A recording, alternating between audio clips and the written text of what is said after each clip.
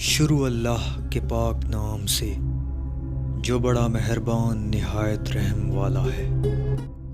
یاجوج ماجوج کے متعلق بہت سی افسانوی داستان مشہور ہیں، جس کی وجہ سے عام لوگ تو یہ خیال کرتے ہیں کہ یاجوج ماجوج تو کوئی انسانی مخلوق ہی نہیں ہے، لیکن اگر وہ انسان ہے تو اس وقت کہاں پر ہیں؟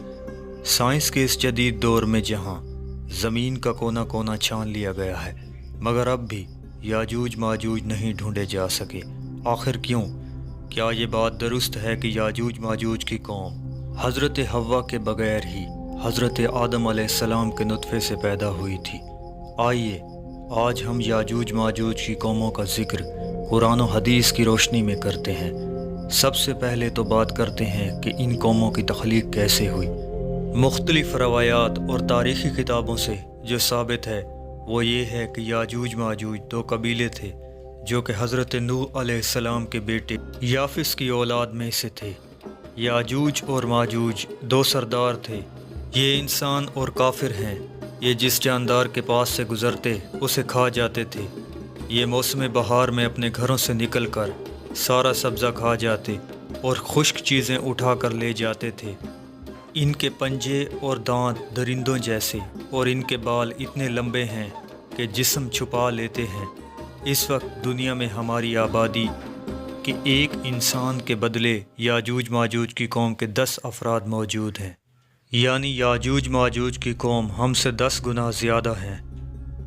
ایک اور حدیث میں نبی کریم صلی اللہ علیہ وآلہ وسلم نے فرمایا کہ ہر ایک افراد میں 999 جہنمی ہوں گے۔ تمہیں بشارت ہو کہ وہ ایک آدمی تم میں سے ہوگا اور 1000 دوزخی یاجوج ماجوج کی قوم سے۔ پھر نبی کریم صلی اللہ علیہ وآلہ وسلم نے فرمایا، قسم اس ذات کی کہ جس کے ہاتھ میں میری جان ہے، مجھے امید ہے کہ تم یعنی امت مسلمہ تمام جنت والوں کی 1/3 ہوگے۔ اس حدیث پاک سے یہ اندازہ کر سکتے ہیں کہ یاجوج ماجوج کی تعداد کتنی ہوگی۔ تاریخی شواہد سے یہ معلوم ہوتا ہے کہ یہ لوگ شمال مشرقی ایشیا میں زندگی بسر کرتے تھے اور اپنے وحشیانہ حملوں کے نتیجے میں ایشیا کے جنوبی اور مغربی علاقوں میں مصیبت برپا کرتے تھے۔ بعض تاریخ دانوں نے ان کی رہائشی علاقوں کو ماسکو اور توبلسے کے آس پاس بتلایا ہے، اور بعض کا خیال ہے کہ یہ یاجوج ماجوج کا شہر تبت اور چین سے بحیرہ منجمد شمالی تک اور مغرب میں ترغستان تک پھیلے ہوئے تھے۔ قیامت کی 10 عظیم نشانیوں میں سے ایک یاجوج ماجوج کا ظہور بھی ہے۔ اللہ قرآن مجید میں فرماتا ہے کہ یہاں تک کہ یاجوج ماجوج کھول دیے جائیں گے اور وہ ہر ایک بلندی سے دوڑتے ہوئے آئیں گے۔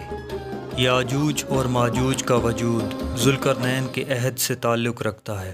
ذوالقرنین ایک بہت ہی نیک صفت انسان اور ایک عظیم بادشاہ تھے۔ اللہ تعالیٰ نے انہیں قوت و طاقت سے نوازا تھا اور انہوں نے مشرق سے مغرب تک اپنی حکومت قائم کر لی تھی۔ تمام بادشاہوں اور ممالک پر انہی کا اثر و رسوخ تھا اور انہوں نے مشرق و مغرب کے دور دراز کا سفر طے کیا۔ ان کا تذکرہ قرآن مجید کی سورۃ الکہف کی آیت نمبر 83 سے لے کر 98 تک میں ملتا ہے، اور اس کی تفسیر ہمیں حدیث پاک میں ملتی ہے۔ اس زمانے میں یاجوج ماجوج نے بھی قتل و غارت کا بازار گرم کر رکھا تھا۔ وہ ایسے وحشی تھے کہ انسان کو زندہ چیر پھاڑ دیتے تھے اور خون کی ندیاں بہانا ان کا معمول تھا۔ جب بھی کوئی علاقہ فتح کرتے تو وہاں موجود جوان لڑکیوں کا خون پی جاتے، جس سے وہ خود کو دوبارہ جوان محسوس کرتے۔ پھر جب حضرت ذوالقرنین فتوحات کرتے کرتے یاجوج ماجوج کے قریب پہنچے تو وہاں کے لوگ ان سے شکایت کرتے کہ ہمیں کسی طرح اس ظالم قوم سے نجات دلائیں۔ اللہ پاک سورۃ الکہف کی آیت نمبر 93 سے لے کر 98 تک فرماتا ہے، یہاں تک کہ جب وہ 2 دیواروں کے درمیان پہنچا، ان دونوں کے بیچ میں ایک ایسی قوم پائی جن کی زبان وہ نہیں جانتے تھے۔ انہوں نے کہا، اے ذوالقرنین، یاجوج ماجوج اس ملک میں بڑے بھاری فسادی ہیں، تو کیا ہم آپ کے لیے کچھ خرچ کا انتظام کریں، اس شرط پر کہ آپ ہمارے اور ان کے درمیان ایک دیوار بنائیں گے۔ اس نے جواب دیا کہ میرے اختیار میں میرے پروردگار نے جو دے رکھا ہے وہیں بہتر ہے، تم صرف قوت و طاقت سے میری مدد کرو، میں تمہارے اور ان کے درمیان مضبوط حجاب بنا دیتا ہوں، مجھے لوہے کی چادریں لا دو، یہاں تک کہ جب ان دونوں پہاڑوں کے درمیان دیوار برابر کر دی تو حکم دیا گیا کہ آگ تیز جلاؤ تاکہ وقت کے ساتھ لوہے کی ان چادروں کو بالکل آگ کر دیا جائے، اور فرمایا میرے پاس پگھلا ہوا تانبا لاؤ۔ اس طریقے سے یاجوج ماجوج اور اس قوم کے درمیان دیوار بنا دی گئی جس کے اوپر یاجوج ماجوج نہ چڑھ سکتے تھے اور نہ ہی اس دیوار میں سوراخ کر سکتے تھے۔ پھر ذوالقرنین علیہ السلام نے ان لوگوں سے فرمایا یہ صرف میرے رب کی مہربانی ہے، لیکن جب میرے رب کا وعدہ آ جائے گا تو اسے زمین بوس کر دیا جائے گا، میرے رب کا وعدہ سچا اور برحق ہے۔ اب آپ یہ تو جان چکے ہیں کہ یاجوج ماجوج کو کس نے اور کیسے قید کیا ہے، لیکن سوال اب یہ ہے کہ اب وہ کیسے واپس آئیں گے، اس دیوار کو گرا کر باہر کیسے آئیں گے؟ اس بارے میں حدیث پاک صلی اللہ علیہ وآلہ وسلم ہے۔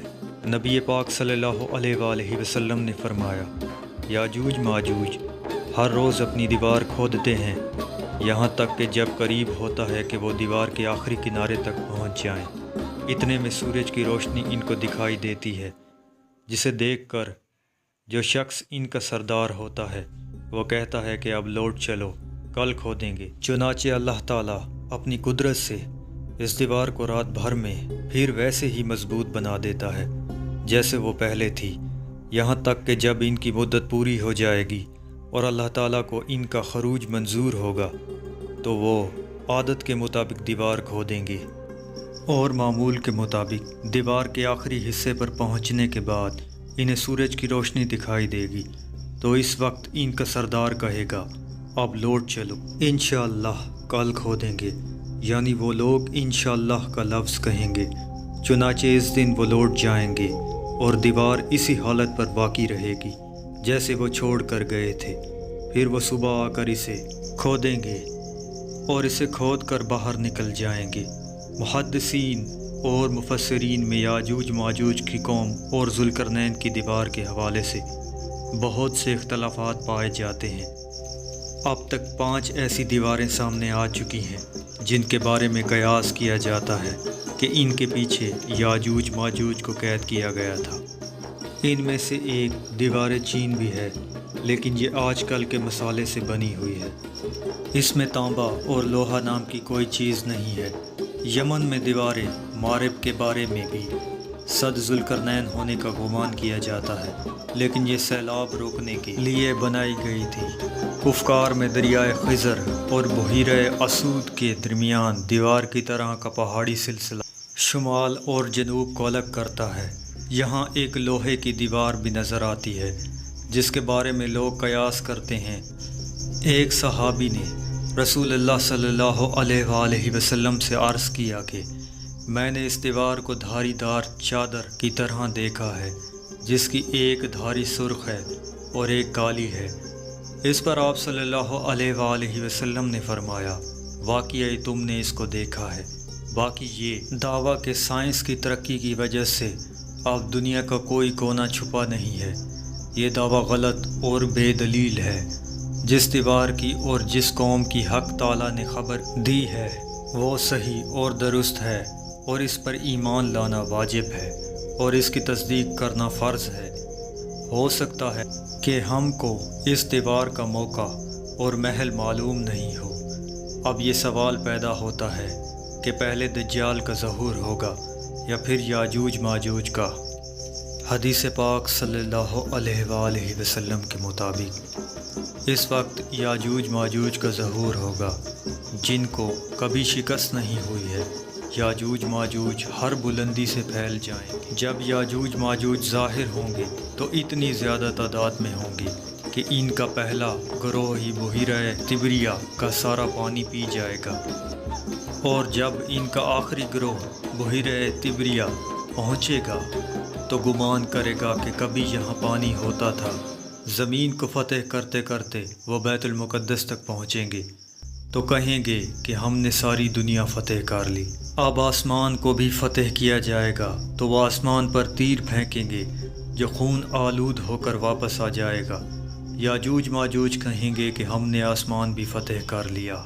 پھر حضرت عیسیٰ علیہ السلام اور ان کے ساتھی جو کہ کوہ طور پر محصور ہوں گے وہ اللہ سے دعا کریں گے تو اللہ پاک حضرت عیسیٰ علیہ السلام کی دعا قبول کرے گا اور یاجوج ماجوج کی گردنوں میں کیڑا پیدا ہو جائے گا جس سے ساری قوم ہلاک ہو جائے گی۔